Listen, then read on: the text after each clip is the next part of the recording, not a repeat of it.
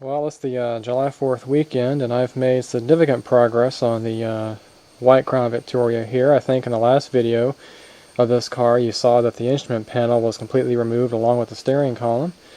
And now I've got that nearly completely installed. The IP itself is basically installed, just have to finish it out with all the gauges and everything. Got all the wiring all tucked up and beauty plate under here all put back in. And so far, I've been successful in mounting the automatic climate control system. I haven't tested it yet because I don't have the rest of the wiring harness hooked up, but everything else inside the car basically is hooked up. I went ahead and used the steering column from the wrecked car, which is why I've got a brown steering wheel. I'll go ahead and swap that out later on. That's fairly easy to do. But this steering column just has a whole lot less wear, and because I already had both columns out, it was just a simple matter of putting in the one from the red car instead of the one from the white car. So it's going to perform a lot better. So the interior is coming along. I don't really have a whole lot more to do on the interior except just finish the IP. And went ahead and took off the other fender on the passenger side and got the engine dropped in, as well as the wiring harnesses and the HVAC system. So the HVAC system from the wrecked car is all installed, from the wrecked car. That's all installed, as well as the two outside wiring harnesses are all neatly routed out of the way.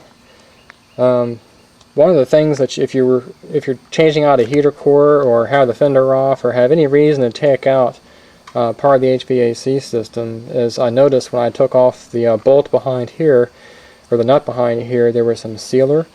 That's because this is the drain for water when it gets down inside. This is the fresh air vent right here, and when it rains, water gets in there and drains out right here. So you want to make sure this is not clogged. But you also want to make sure that you get some RTV sealer around that bolt right under this drain, because you don't want that to get it into the interior. And you also want to make sure that your grommets through the firewall penetrations are nice and tied up against the firewall so there's no leaks there. So the wiring harness is nearly installed. Everything's all nice and neat and tucked away. All the nylon fasteners are where they're supposed to be. The entire HVAC system, which you see the old one right there, is installed, and that had to be installed first. And got the compressor mounted up to the engine.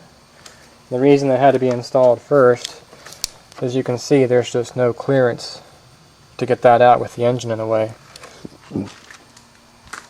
And then on the other side here,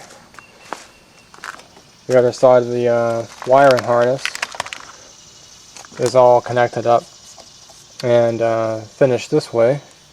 And then this is the wiring harness that came from the instrument panel. That's all punched through, and I'm starting to connect those as well too. And of course the engine is finally set in here. It's just sitting here. It's not bolted down or anything. You can see it move around. I still need to put the transmission in. There's the flywheel. I think when I do that, I'm going to go ahead and switch positions of the car so I can get the transmission jack on the smooth concrete instead of this rough stuff. That'll just make it that much easier to maneuver the transmission around to match up against the torque converter mounting studs. And you can't really see terribly well, but I went ahead and changed the power steering gear. That's the one from the wrecked car. I've got the high pressure line all tied up against the engine out of the way and capped off. That way I didn't have to remove the power steering pump like I did on the bad engine. And what I ended up doing to get that out of there is I actually just swapped the entire thing as a unit. I just knocked off both tie rods on each side, took off those two bolts, and then these 3 bolts on the side, and pull the entire assembly out of the car as a unit.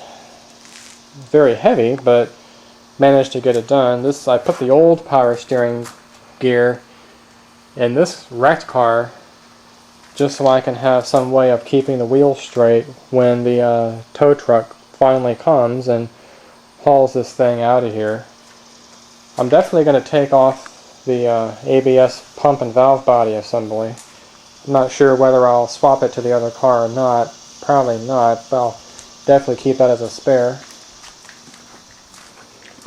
So that white car was as far disassembled as this wrecked car is now. So quite a lot of work, but I think I am able to make some significant progress. You can see all the wiring that had to be changed. Just tons of it. We've got the wiring harness from the instrument panel that had to be swapped out, as well as the wiring harness for the engine compartment. There's the maxi fuses, that's been swapped out.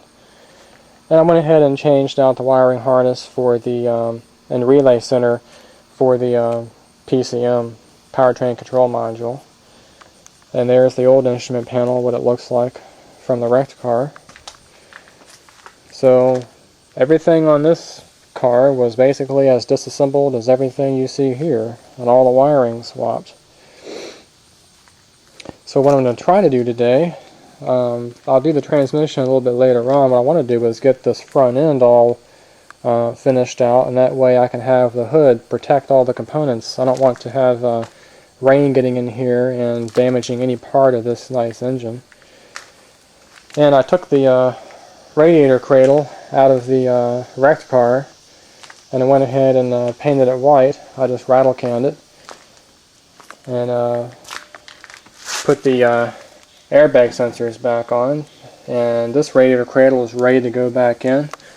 I think I'll go ahead and put the rad cradle in first, and then go ahead with my 2 fenders, and then the header panel there, and finally start getting the front end finished, and then I'll go ahead and finish the instrument panel build out, and then install the transmission and exhaust, and this thing should be ready for the first startup in months. So stay tuned for that.